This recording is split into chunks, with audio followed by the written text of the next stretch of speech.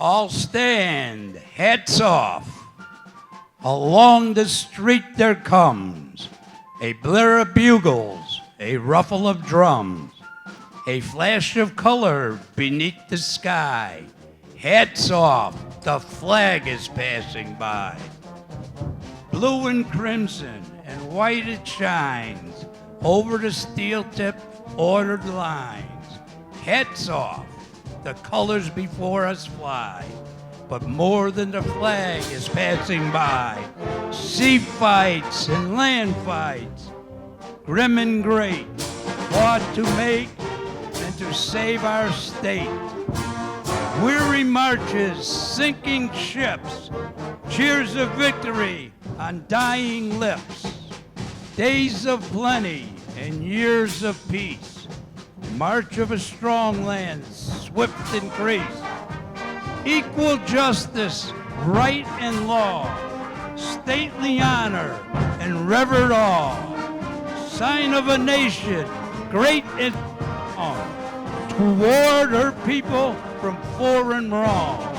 Pride and glory and honor all, live in the colors to stand or fall. Hats off, along the street here comes a blare of bugles, a ruffle of drums, and loyal hearts are beating high. Hats off, the flag is passing by.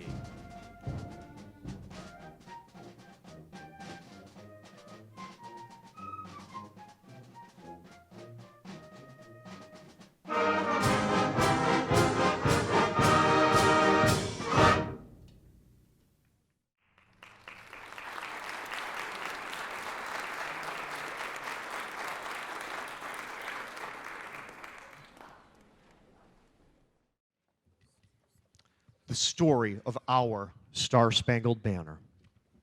During the War of 1812, often referred to as the Second War of Independence, American attorney Francis Scott Key was detained aboard a British troopship. There, he witnessed the British Navy's relentless 25-hour bombardment of American Fort McHenry. When the shelling finally stopped, it was unclear in the darkness of night from Key's imprisoned vantage point whether the British forces had defeated or if Fort Henry had endured. However, when the dawn's early light ultimately revealed a giant American flag still flying over Fort McHenry, Key exuberantly began jotting down the lines of the song that would ultimately become our national anthem. And the rocket's red glare, the bombs bursting in air, gave proof through the night that our flag was still there. Oh, say, does that star-spangled banner yet wave o'er the land of the free and the home of the brave? Ladies and gentlemen, would you please join us in honoring our great nation with the playing and singing of our Star-Spangled Banner. Honor guard, treason, arms!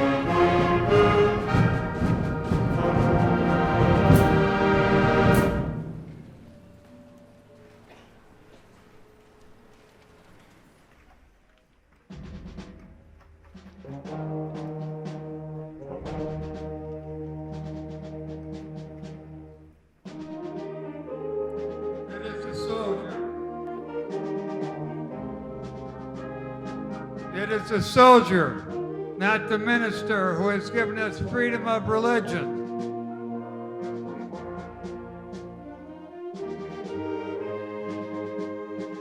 It is the soldier, not the reporter, who has given us freedom of the press.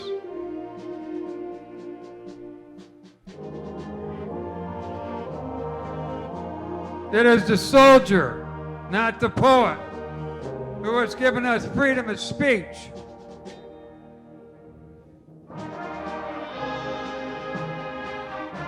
It is the soldier, not the campus organizer, who has given us freedom to demonstrate.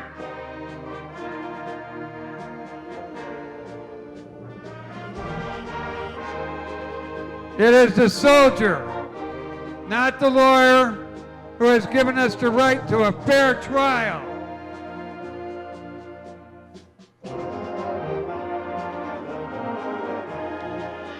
It is the soldier, not the politician, who has given us the right to vote.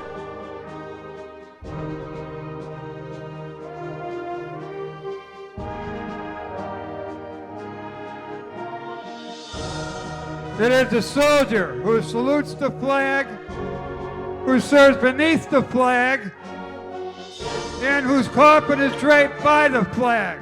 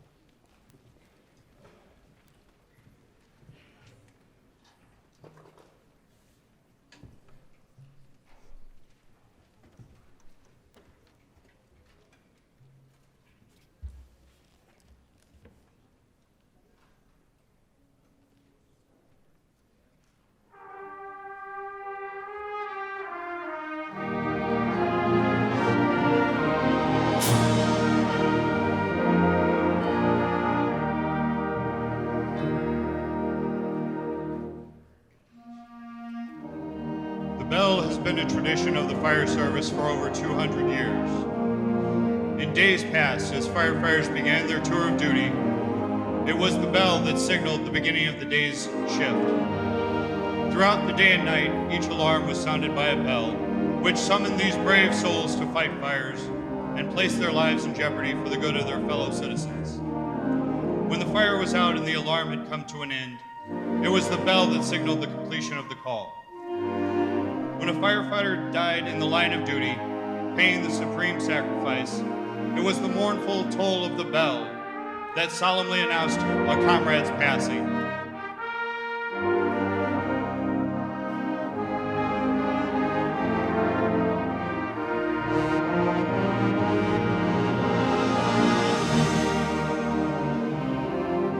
The Mavis Division 20 ceremonial bell reflects these traditions. Its solid oak base symbolizes strength of spirit and body.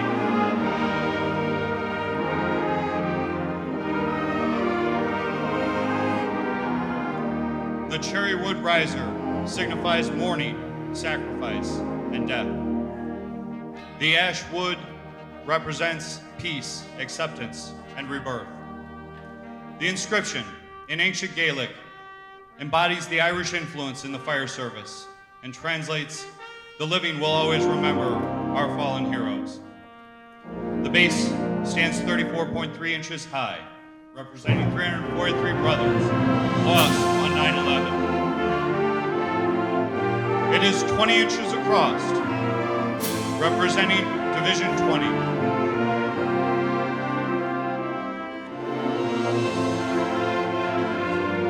The ash top is 9 inches across, symbolizing the final bell toll of 333.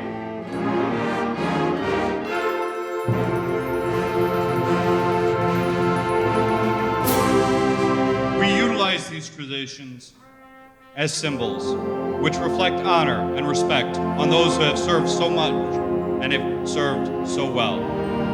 To symbolize the devotion these brave souls had for their duty, a special ring, 3 times each, represents the end of our comrades' duties and that they will be returning to quarters.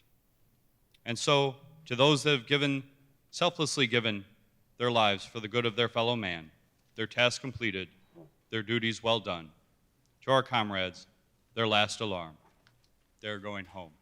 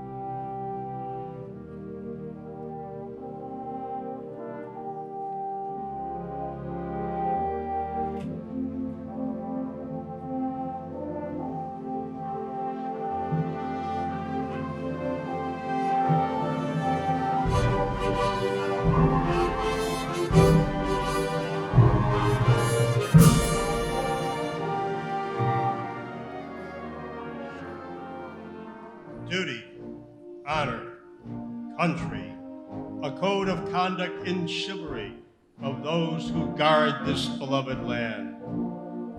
An ideal so noble that it arouses a sense of pride and yet humility.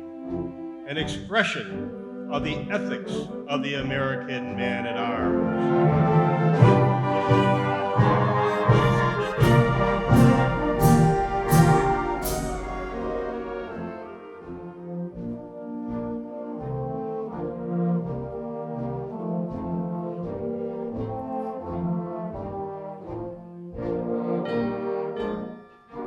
Duty, honor, country. Those three words build courage when courage seems to fail. Regain faith when there seems to be little cause for faith. Create hope when hope seems forlorn. The American man-at-arms, above all other people, prays for peace, for he must suffer and bear the deepest wounds and scars of war. Duty, honor, country. The unbelievers will say they are but words, a slogan or a flamboyant phrase. Every demagogue, every cynic, and every hypocrite will try to downgrade those to the scent of mockery and ridicule. The code which those words perpetuate embraces the highest moral law and will test the ethics and philosophies ever published for the uplift of mankind.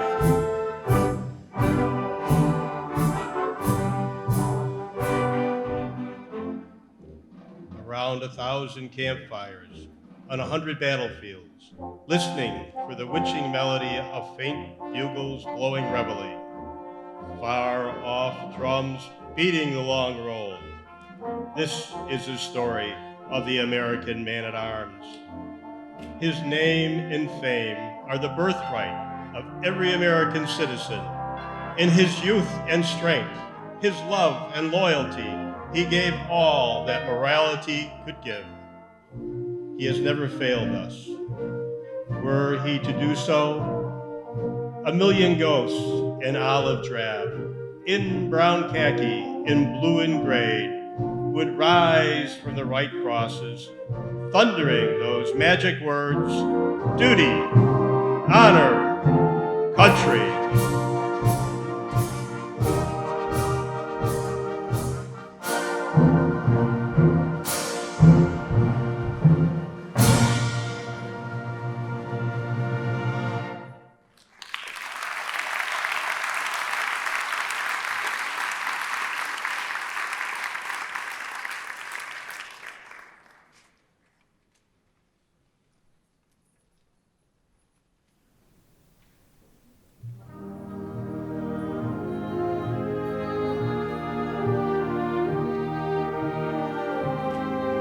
Please welcome Commander Anthony Siciliano, who will orate the Pledge of Allegiance.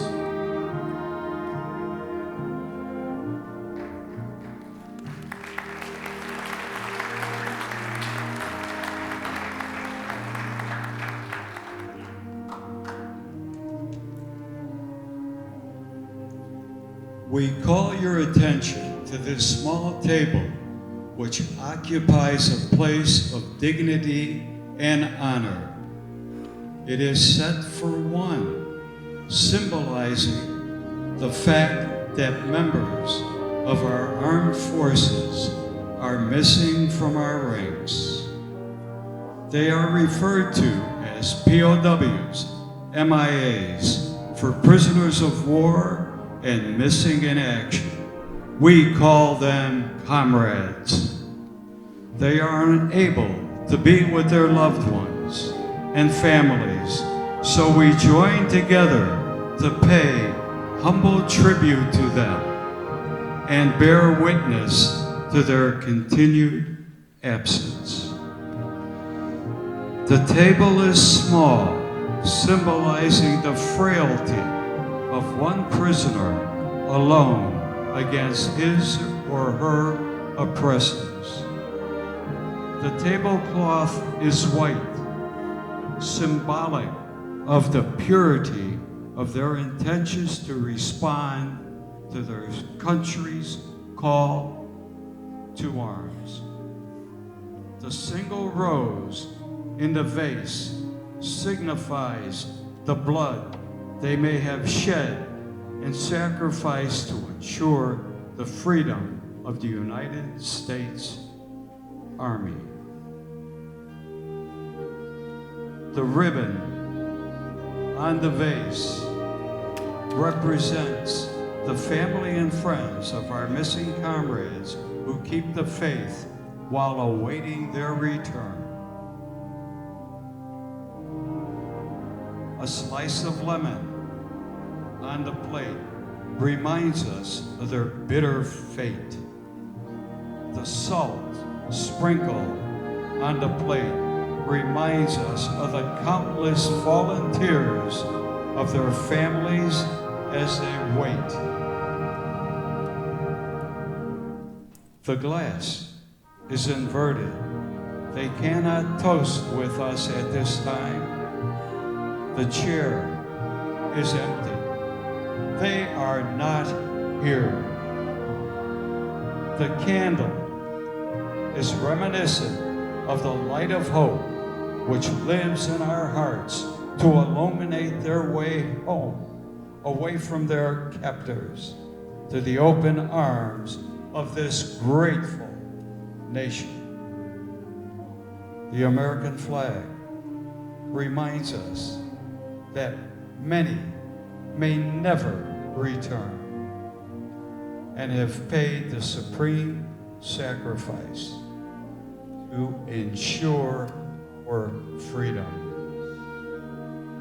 Let us remember and never forget their sacrifice. May God forever watch over them and protect them and their families.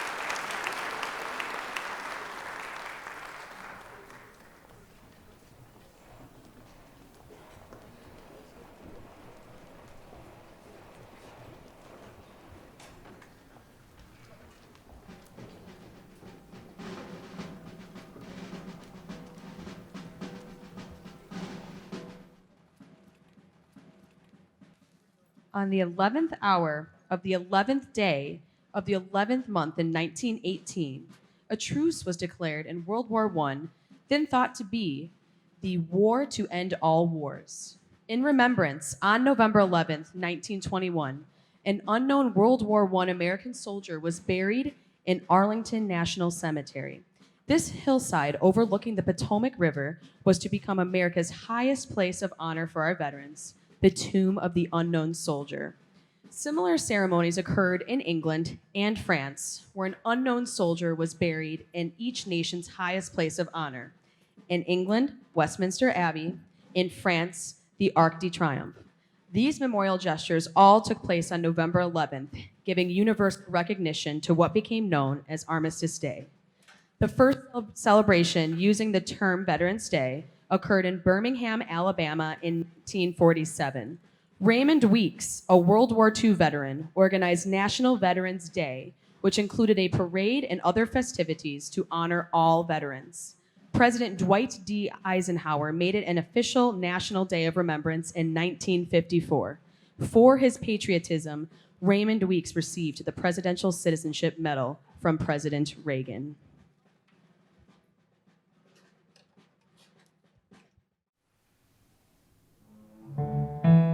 At the height of the Cold War, the idea of space exploration became one and the same with the idea of victory against the Soviet Union. In September of 1962, President Kennedy, who was also a veteran, gave one of the most rousing speeches in our political history. A speech that inspired a nation to come together and root for one common goal. He said, "The exploration of space will go ahead, whether we join in it or not. And it is one of the greatest adventures of all time, and no nation which expects to be the leader of other nations can expect to stay behind in the race for space. We choose to go to the moon. We choose to go to the moon in this decade and do the other things, not because they are easy, but because they are hard. Because that goal will serve to organize and measure the best of our energies and skills, and because that challenge is the one we are willing to accept, one we are unwilling to postpone, and one which we intend to win. And therefore, as we set sail, we ask God's blessing on the most hazardous and dangerous and greatest adventure on which man has ever embarked." After years of trials, errors, and successes, and years of unmanned flights orbiting Earth and orbiting the moon, the space program was finally able to make Kennedy's dream a reality. 3 astronauts were chosen for the Apollo 11 mission. Commander Neil Alden Armstrong, who served as a Navy aviator from 1949 to 1952, Michael Collins, an Air Force pilot, and Buzz Aldrin, a Korean War veteran. At 9:32 a.m. on July 16, 1969, the world held its breath as Apollo 11 took off from the Kennedy Space Center with astronauts on board. After a 76-hour journey, Apollo entered lunar orbit. July 20th, the module manned by Armstrong and Aldrin descended downwards to the surface of the moon. At 4:17 p.m., the craft touched down and Armstrong immediately radioed mission control. "The Eagle has landed."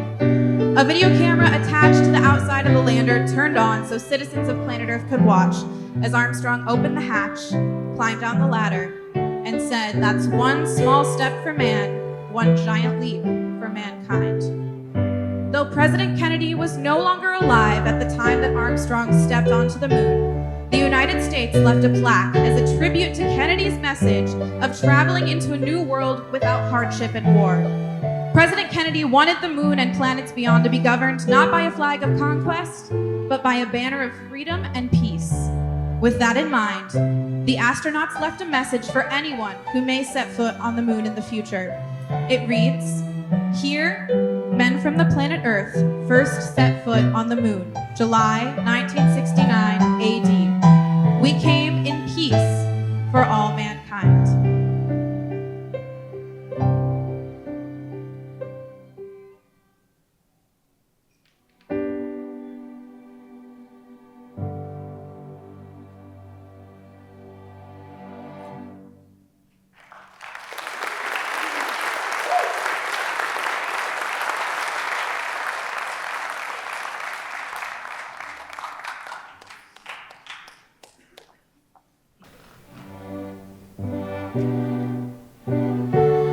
There is a line, the color of the sky on a clear afternoon. There is a line, the hue of the ocean on a bright, sunny day. There is a line, the purest shade of a newborn's eyes, awakening for the first time. There is a line that protects us from harm in all we do, whether day or night. There is a line no one can penetrate, no one can alleviate. There is a line made of those who choose to follow a calling Many do not hear, and still more do not comprehend. They choose to walk the path of fear, hate, and mistrust, taken by so few, yet marked by so many. And when one leaves this line, they leave a legacy, but the line does not break, or the remaining must still protect. There may be emptiness, a loss, or sadness, but never a hole, not in this line. This line that holds the ghosts of the souls who have gone and the souls of the ghosts who will be, the thin blue line.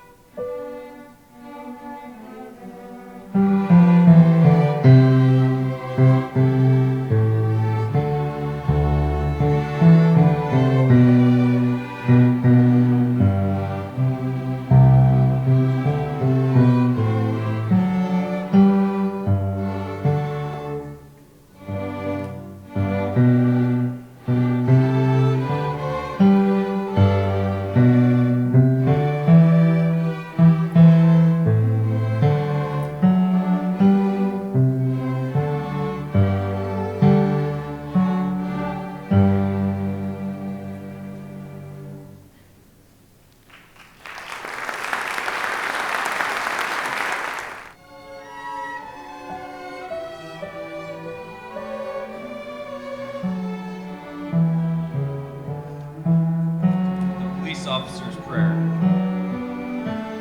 Lord, I ask for courage. Courage to face and conquer my own fears. Courage to take me where others will not go. I ask for strength. Strength of body to protect others. Strength of spirit to lead others. I ask for dedication. Dedication to my job, to do it well. Dedication to my community, to keep it safe. Give me, Lord, concern for all those who trust me, and compassion for all those who need me. And please, Lord, through it all, be at my side.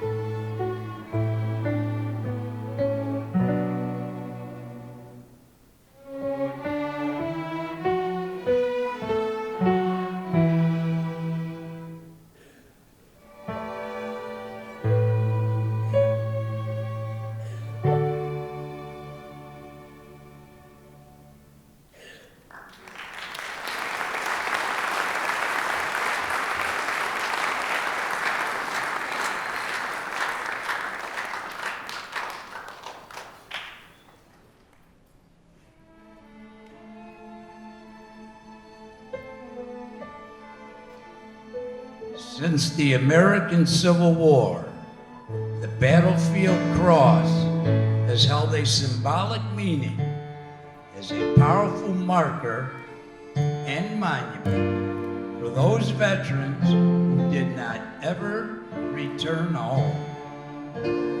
The inverted rifle signifies a time for prayer and for mourning over the loss of our comrade in arms.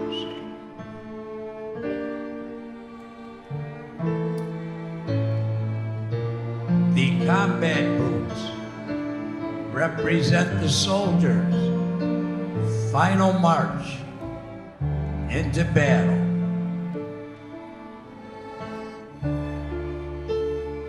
The dog tags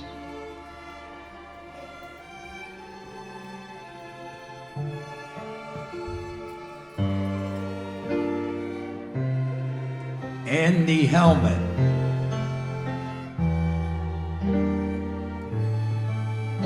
represent the fallen soldier.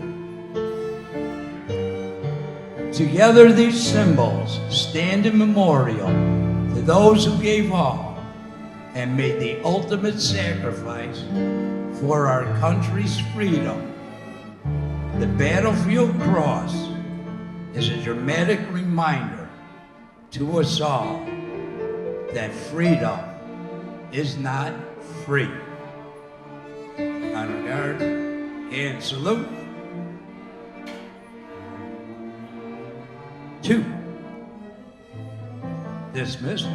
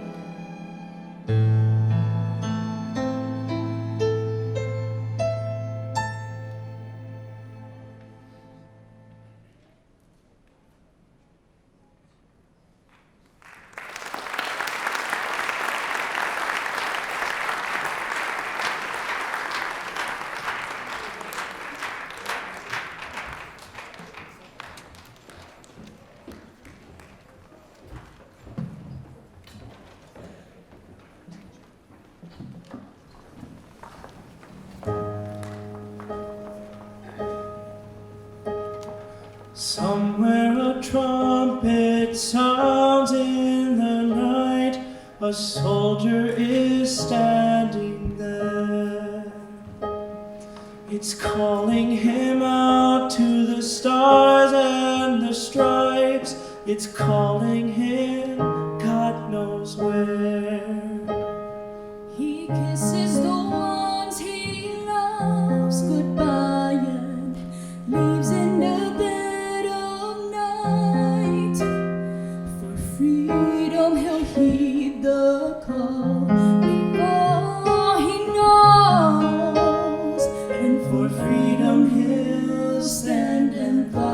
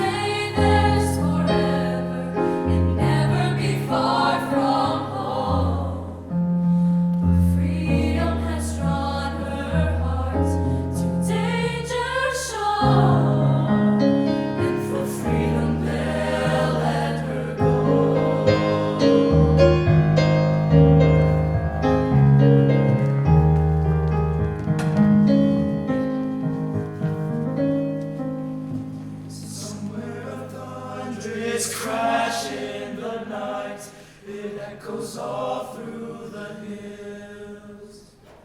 Though many escape its wrath and its rage, a soldier lies wounded still. Remembering the land he loves, he cries, I love you with all my might. For freedom said I'm her son, whatever comes. And for freedom I'll say goodbye.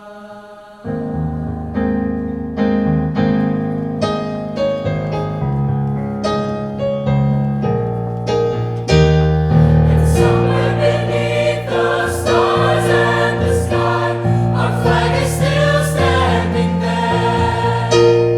She one land under God, her colors still lead us there. She's carried the lives of those before us, she's buried the bold and brave. For freedom she holds our hopes and hands up high, and for freedom she'll ever wave.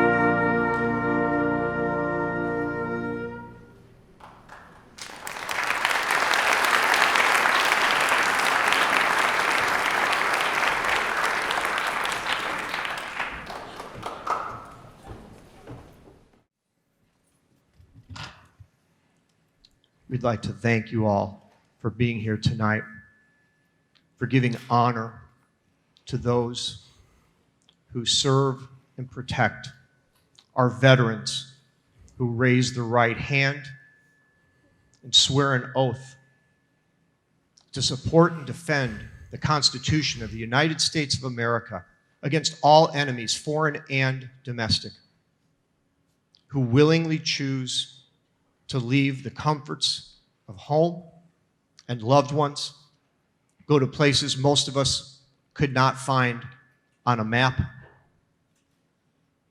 and go there not for personal gain, go there not for glory, but go there to help, to free, to liberate, to emancipate, to protect those incapable of protecting themselves. Their loved ones not knowing where they're at, when they might return, or even if they are in harm's way. Likewise, our civic heroes, our police, our firefighter, our paramedic, those who again run towards, not away from danger, to save and preserve life, the heroes who steward us all. We're so thrilled you're here tonight to help us honor those people. We're going to now perform God Bless the USA befittingly.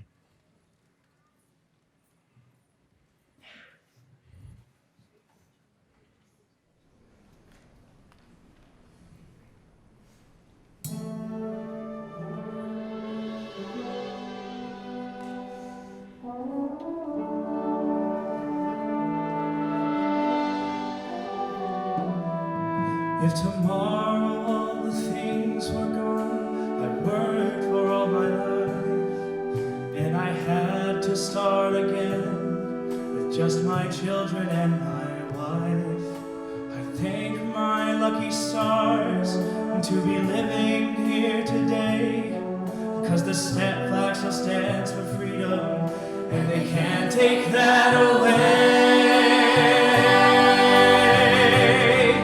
And I'm proud to be an American, where at least I know I'm free. And I won't forget the men who died, who gave that right to me. And I gladly stand up next to you and defend her still today, 'cause there ain't no doubt I love this land. God bless the USA.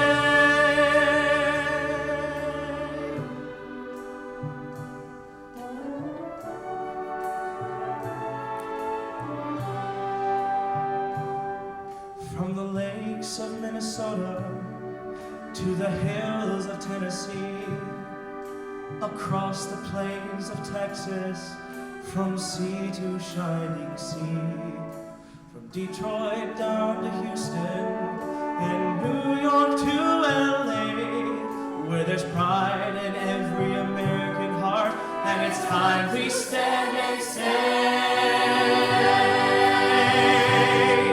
and I'm proud to be an American, where at least I know I'm free, and I won't forget the men who died, who gave that right to me, and I gladly stand up next to you and defend her still today, 'cause there ain't no doubt I love this land. God bless the USA.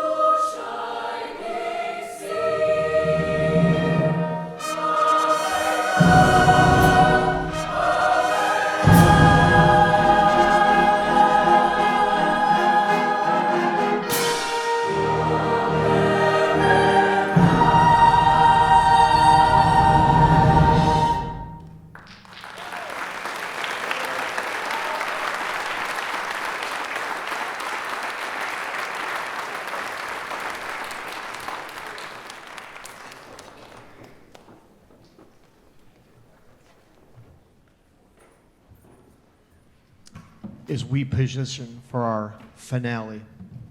We'd like to once again thank you for coming out. We hope you'll be encouraged to thank these fine men and women who continue to serve in many ways.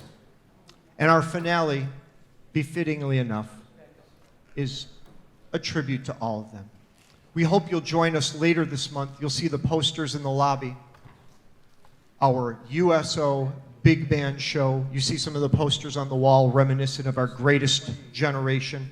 Glenn Miller, Benny Goodman, Sing Sing Sing, In the Mood.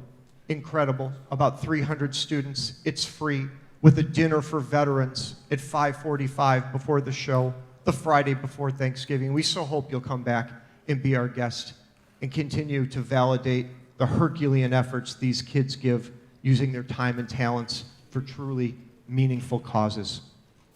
And now we'd like to befittingly salute each and every one of you. If you have ever served, or if anyone in your family has ever served, sharing that burden of the loved one being away. When your respective service song is played, we ask that you rise, that we may honor you for the hometown heroes who you are, for the legacy of service that your family can be proud of as part of our American tapestry of patriotism and freedom, and that we may salute you with our armed services salute.